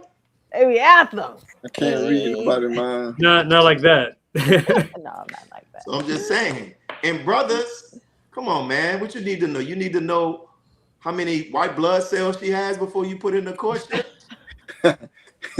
You need to know, did she take physics when she was in high school? Yeah. Come on, man. What are we doing? Well, That's not That playing. is beautiful. Sister That's Kalila. beautiful. Yes. So, final question. Yeah. This was fun. yes. Well, Thank you. This is beautiful. Thank you, brother. Gave some great responses.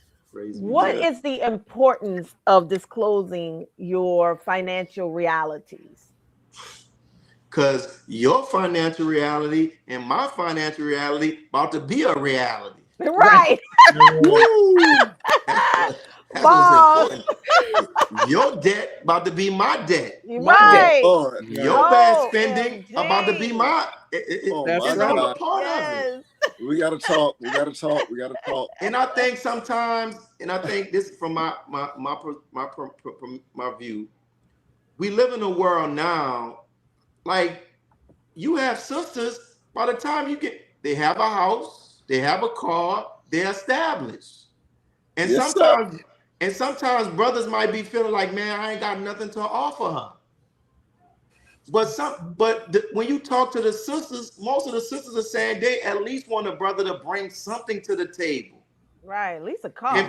And brothers, we have to stop taking those. We gotta, as brothers, you have to stop taking those 1, 2, 3, 4, 5 sisters on social media talking about I need a man with 6 figures or don't come at me, FOI.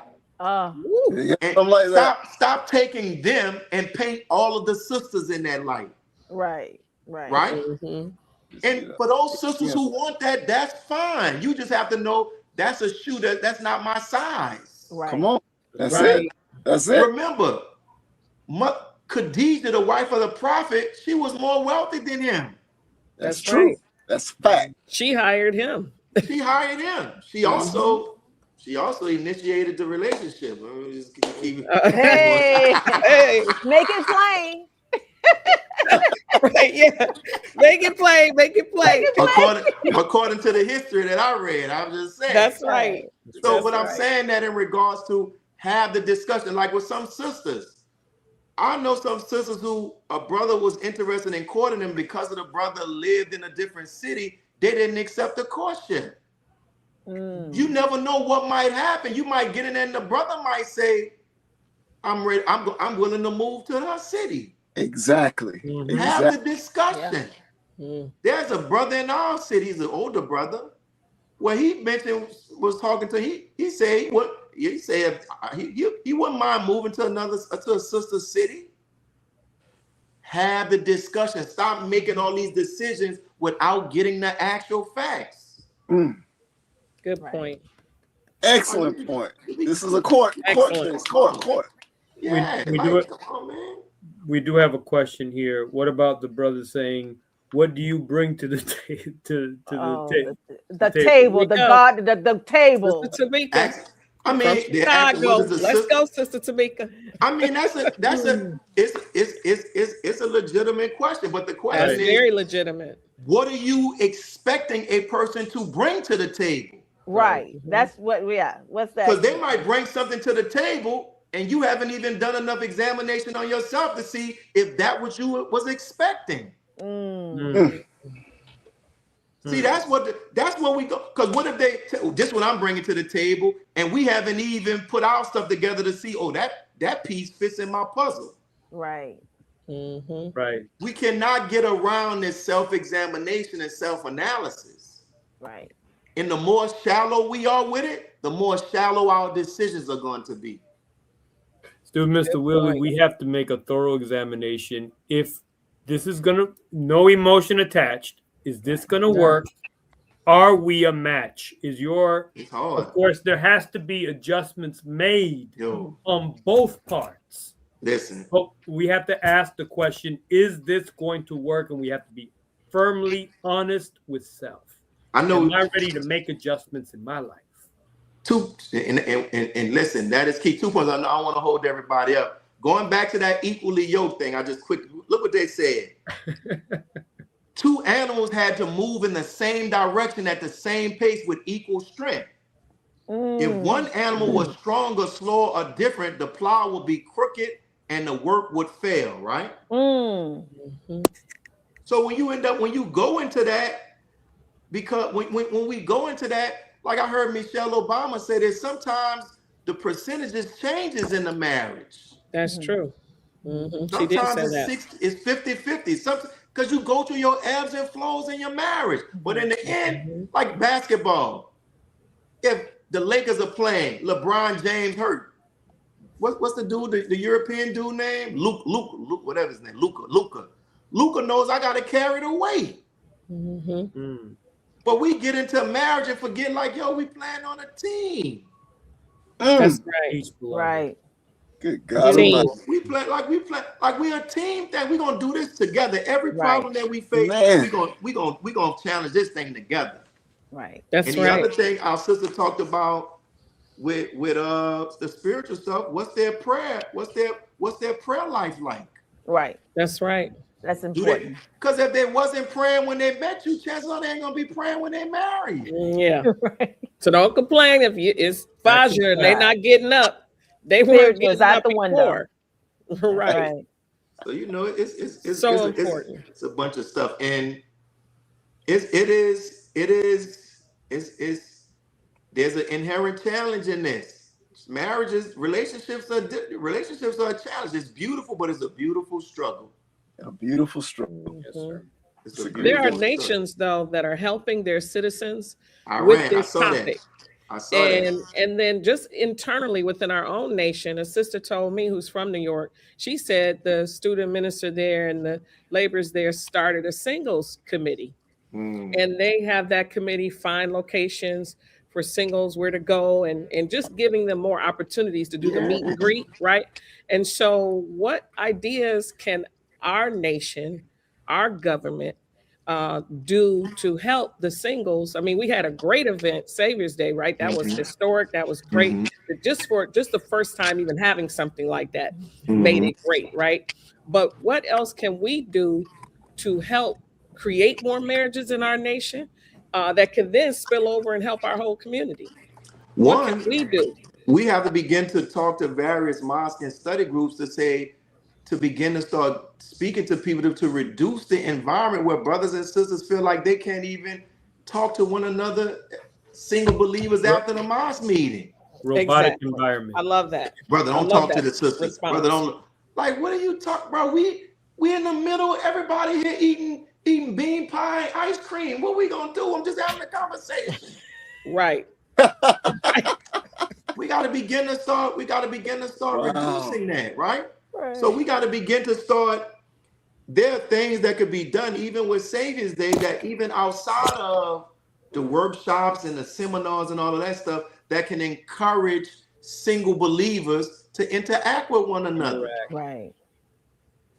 You know what I'm Mr. saying? Willie, What one very, very important thing is having the opportunity to dialogue. Yeah. Because in being able to sit down and study group and being able to sit down and talk about the teachings, you're exploring the mind of the other person and of other people, and you can start making a determination for yourself, like, wow, I'm a little attracted to what this person, or I'm very much attracted to what this person has to say. This is very beautiful, and it could be a spark to a courtship. And the other thing, the single, listen, when you sit at home, single believers, and wait for some mystery God to bring you food, shelter, clothing, and courtship papers. Teach, not courtship papers. If you a single believer in a study group in a mosque that doesn't have any type of single committee, if you waiting for married couples to do that, married couples are dealing with married stuff. They don't have time to help the single people. They're like, waiting like a skeleton I be a on the bench. chaperone, but bro, I ain't about to be organizing you single. It's your pressing need. Go and start it, brother minister. I want to start up a singles committee. Go start it up. Yes, Listen, there is no. The lesson says that no relief came to us until the Son of Man came to us. Nothing changed until a human being did act with human actions. You got to go get started. You know, somebody mentioned to me, my brother mentioned to me, Minister Willie, about having actually a retreat for single brothers and a retreat for single sisters. So, you know, because talking about having those far side checks, because, you know, still shopping still, right? So having those far side checks and having like a weekend event, you know, talking about finances, talking about auditing, talking about, you know what I mean?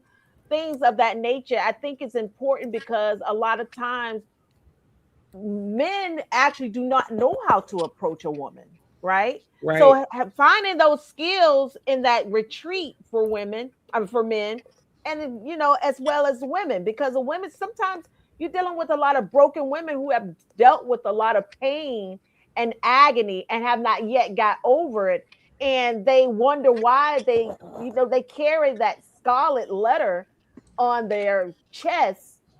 And brothers see it. They see, you look very angry, sister. You know what I'm saying? I understand that you've been single for 15 years, but you carrying those 15 years of scars that has happened in your past. You got to go get you some help. But those are some beautiful.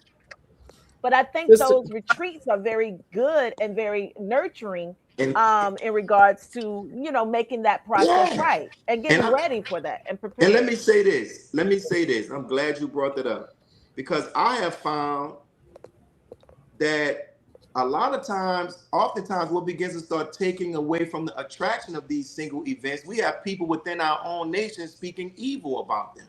Man, you wasting your time going to that. Ain't gonna be nothing but old brothers and old sisters there. How can you throw dirt on something that's meant to create what the Honorable Minister Louis Farrakhan said, that he wanted more social settings for single believers? That's right. Because if you went there, not you, but the person who had that mindset, you went there and wanted to be all stinking, didn't want to talk to anybody, and had a bad experience. Why would you leave there and go taint it for everybody else? Oh man. Right. Sister Angela has been putting on a wonderful single social every year. In Jacksonville. It was beautiful. Even if you came there and you ain't like it, man, you in Jacksonville, Florida, doing this. Come on, man. Come on. Yeah, right off the beat. But look, I wanted to agree with Sister Kalila with what she just said, because you and your wife did an excellent exercise. Oh, that was fun. Where you asked us both, the FY and the MGT, to fill out this form of what assumptions we make about each other. And that's what Sister Kalila was just talking about. And there are so many So many assumptions, you know, that the brothers make and the sisters make, and to like So really many. break that down and uncover what that is, so Right. we can bring truth, right?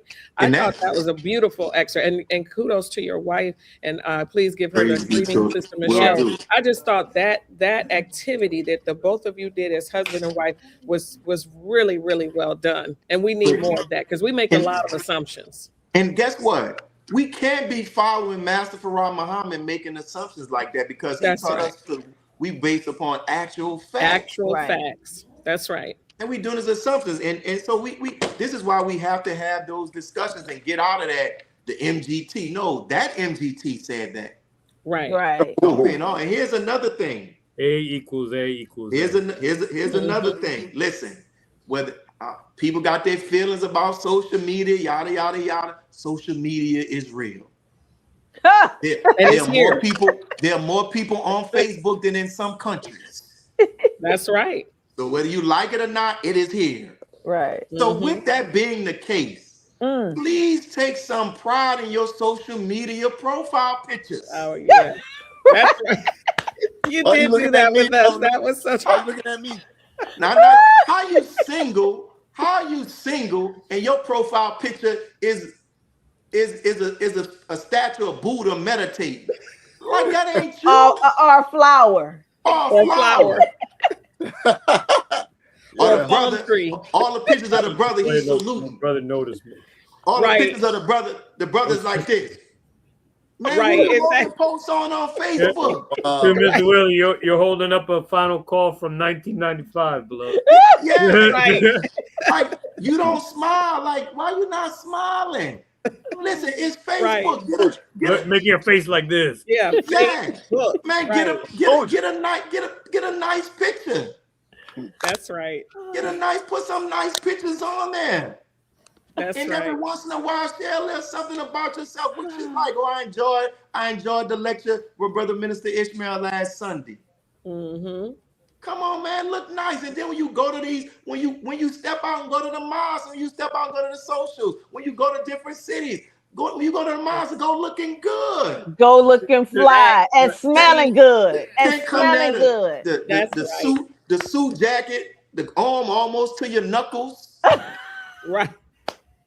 pants baggy, bow tie all dingy. Excuse me, Mr. Willie. I think Sister Katina is gonna post that very quote on Facebook somewhere. Right. Sisters, come on, sisters with the garments. Like, come on, like what? That's come right. on, what we doing? That's right. Where the flash at? Where the sauce? Where the Where's the sauce? come And the on. flash and the sauce. Where's the recent picture. onion? Listen, we shouldn't base it on visual stuff, but that's one of the first things. The first thing be like, she looks good. Right. He looks good. Come Yeah, on, man, that's get right. your hair cut. Come Yeah. on now. What hair you have? Go put the Malcolm X suit away, brother. Don't do the lime green suit. Come on. Man, go take an extra $100 or whatever. Go get your suit tailored a little bit. That's right. Yeah. Take Talk care to of some yourself. people. That's right. Sisters, come on now. Come on, sisters. Wait a minute. The wrap that you got on, you got a wrap, you got the fake Louis Vuitton print. We know Louis Vuitton Right. don't make that. No. I need a fashion. Right. Right. Sister Yolanda said, current pics, keep it Muslim. Oh boy. Curve pics, keep it Muslim. All right. Yeah. Yeah. Remember I love when we were in remember when we were in Jacksonville? I said, go to your page. Yes. I Yeah, love And that. I was remember asking the you did brothers, that. like, what do you know about her? Right. Nothing. Right. Man, No y'all personal nothing page. on there. She apparently likes going to the mosque. That's about it. She only has That's mosque it. stuff on here. Come on, That's like, right. yo. Come That's on, right. man. Like, come on, people. Come on. We gotta, you know, you get what I'm saying. Yes, sir. sir. Yes, sir. Yes, sir. Excellent. That was excellent. Praises be to Did we Allah. just lose to Mr. Willie? Oh, yeah, he No. went into the Yeah. Matrix. Oh, wait. Yeah.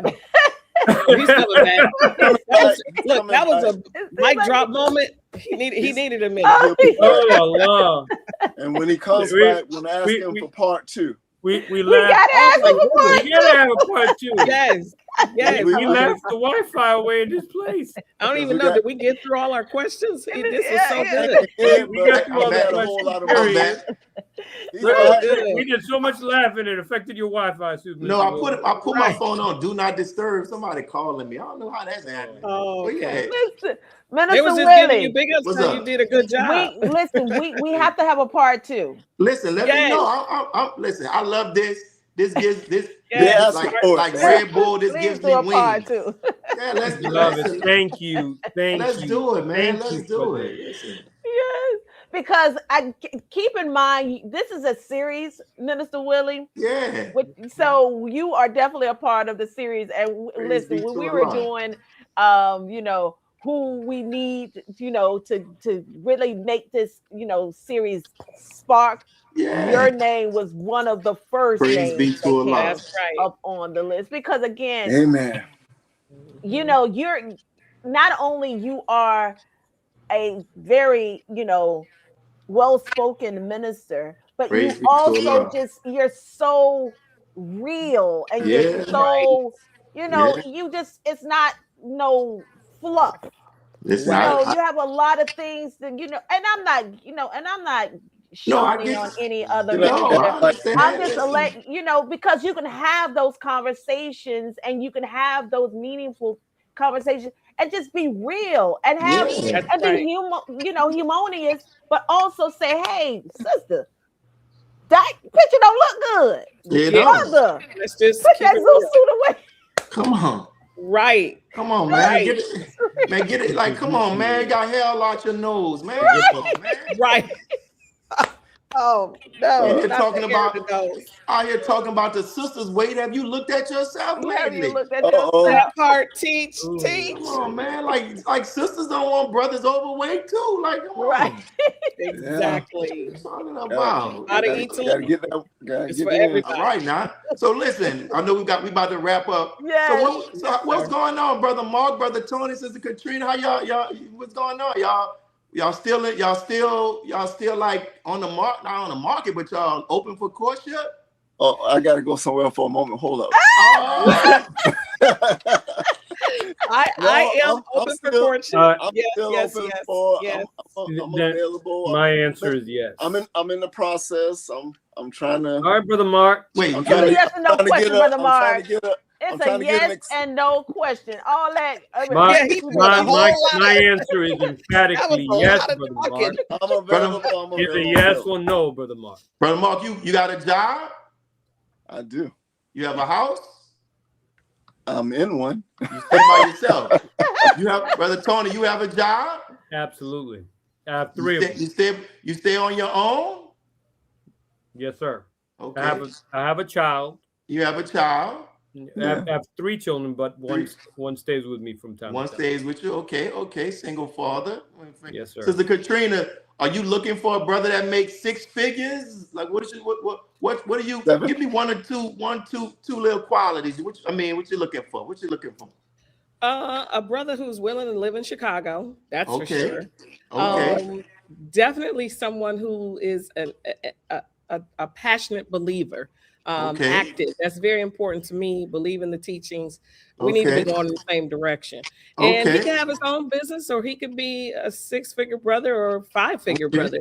The main thing is someone who is a good person, a good-hearted person, a kind person, a charitable person, Okay. a loving person, A giver.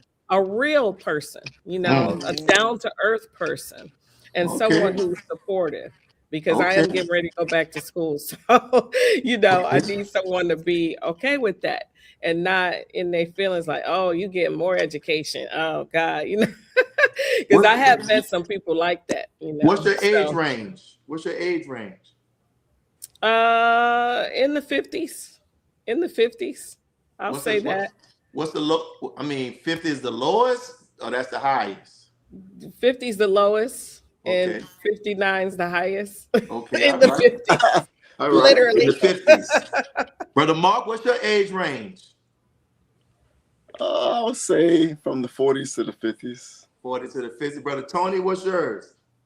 40s, 50s, the lowest probably upper 30s. Okay, all right. And top two quality, what you looking for? Top two things. You heard Sister Katrina, she came out with it. Yeah. Brother Tony, what two qualities you looking for?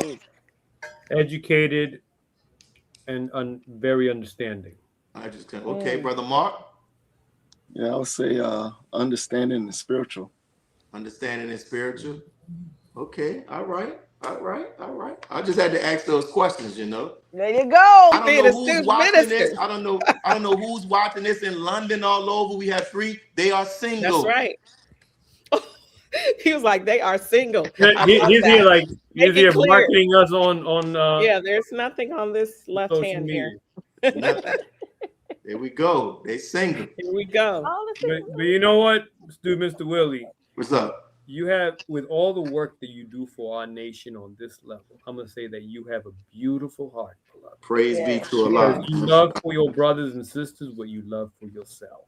I'm striving. And you demonstrate that in the work that you do. I'm striving too, man. Beloved, you don't get rich off of this. Oh, sure don't. No. Oh, sure don't. You do because you love it. Believe it, it costs me. Yes, sir. We're very grateful to Allah. Man, thanks. So when y'all want to do a part two, let me know, man. I'm always willing to serve. Will do. So before we close it out, can we do one or two of Make It Plain and then we close it out? Yeah, Okay. but can we close it out with this first? Let's close it out with this first. Yes. Beloved family, if Donate. you have enjoyed this program here tonight, if you have benefited from this program or any of our previous programs, beloved family, we need your support. We don't receive grants from anyone, nor do we want any government grants or anything of that nature. We want to service our people uninhibited. That's right. We do not want to be hindered in any type of way to deliver life-giving truth. In order to do that, the platform that we use, they don't tell us, oh, you are also nice. You're about saving lives. We're just going to give you this streaming platform for free. It don't work like that. We need your support, and right now, we need unity like never before. If you could make any kind of donation, it does not have to be a large amount, although we will not refuse a large amount, but any amount will do. Any amount, a couple of dollars, $5, $10, any amount would be good. We thank you. We thank you. We thank you. May Allah continue to bless you all and your families. Praise be to Allah. All right. So we have 1 minute. 1 minute. Okay. Real quick. It's something we all just went to. We had a lot of fun. Savior's Day. Bingo. Savior's Day. Good job. Rack it up. So they have to tune in for part 2 to hear some more of these. Or just go ahead and order it from our brother. Make it plain. Right. Reach out to student Minister Willie Muhammad. Yes. Minister Willie, share your platform. Miles 46 AV on YouTube. Brother_Willie on Instagram, Willie Muhammad on Facebook, and Sundays at 1 p.m. I have a testimony. And you can go to Amazon, type in Willie Muhammad books, and you'll get the books. Oh yeah, and it's a lot of them. Praise be to Allah. Special shout out to Closing the Gap. Yes, shout out Closing the Gap. Shout out to Closing the Gap. Thank you, Student Minister Willie. Thank you so much. Thank you all. This was excellent. All right. And we leave you as we came in the greeting, beautiful words of peace in the Arabic language of Assalamu alaikum, Happy Savior's Day, and Ramadan Mubarak. Go and get you something to eat. We need a Ramadan Mubarak right now.